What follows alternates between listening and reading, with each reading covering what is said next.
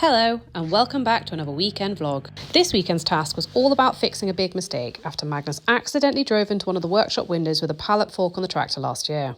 After doing a quick mock-up on my phone, we decided to move the window we had at the front of the workshop that was luckily the same size to the back and reuse a smaller window at the front that we'd recently changed out from the house. After removing all the spray foam, the window was finally free to be carefully lowered down onto the tractor and driven around back.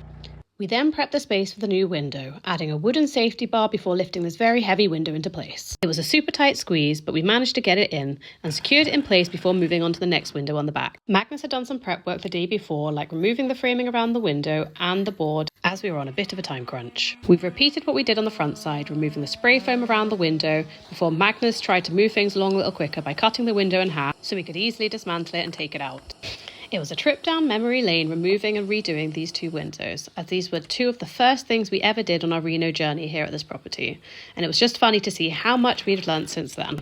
On this side, the tractor could do the majority of the heavy work, and then we could just lift it nicely in, and seeing that this window was identical to the one that was broken, things went pretty quick and smooth for once.